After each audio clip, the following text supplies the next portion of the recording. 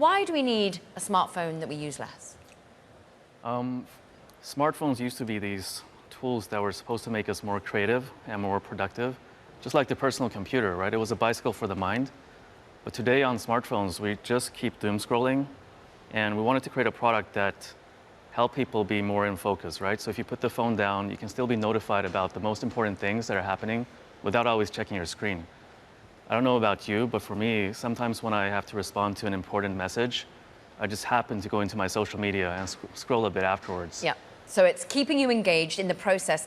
What's interesting is, well, it looks like nothing else really on the market. People have loved that. The geeks in particular have loved that. But what sort of scale are you getting to now? Who is buying this?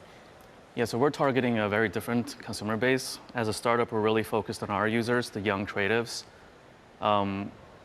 This year we're doing about $1 billion in revenue. Last year we did north of 500 million, so we're doubling this year. It's a good start, but a long way to go. What are they trading in for? Because this is Android operating system. Are people ditching their Samsungs? Are they ditching their Apples? What are they doing? Yeah, our users come from all over the industry. Actually, we have two types of products. We have earbuds and smartphones. For our earbuds, more than half of the users come from iPhone, which is really surprising to us. And our phones come from all over the market. But we do see a lot of iPhone users switching to us. Where are these being made?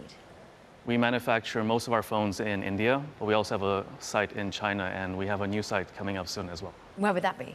It's to be announced. Yeah. Okay, interesting. Because you're a man you've built companies before. Boy, have you built well over in China. You sort of stuck in really in the Chinese smartphone industry yourself.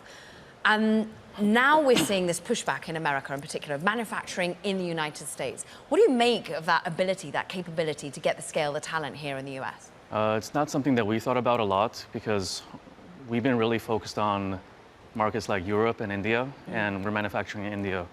Recently, we just started exploring how to export from India to the rest of the world. With the Phone 3, actually, we're exporting from India to the US. How hard is that with tariffs? It's okay. I mean, Yeah? I don't think the tariffs are that bad from India. Okay, so you don't think that a little bit of a hit to what is a more expensive version of the phones that you're now having? What is it, $799 is the price point for this particular phone. Why go to that upscale level? You've been more of a mid-range kind of a phone. We always wanted to compete on the flagship level, but we had to build a lot of our capabilities because when we sell a product at $800, people expect the best camera, the best screen, the best of everything. And building a smartphone company is hard. Like all types of hardware is hard, but smartphones are particularly hard. I think we finally got to a space where our engineering capability is at the level where we can take a shot at the flagship. You have that experience having helped build OnePlus. Now with nothing, how much is there now a focus on the AI integration? Because that's where Apple seems to be stumbling. Yeah, we're super excited about AI. We're not really focused on the large language models, but we're focused on how to apply AI. And I believe that to win in consumer AI, you need to own your own hardware. And for me, the smartphone is the most exciting piece of hardware because of two reasons. It's got the most scale, right? Because more than 1.2 billion smartphones are sold every year. And it's also got the most depth. In terms of what we do on our phones, we do everything. So I think consumer AI needs both scale and depth because we want to be able to really understand the users to then automate the smartphone use as much as possible for them. To do all of that and to get more manufacturing footprint, you need money. Are you raising money? What sort of scale do you need? We've raised about $250 million so far. We've been relatively capital efficient. We've done more than $1 billion in lifetime sales. We're doing $1 billion in sales this year. Of course, we're always entertaining conversations, but we have nothing to announce right now.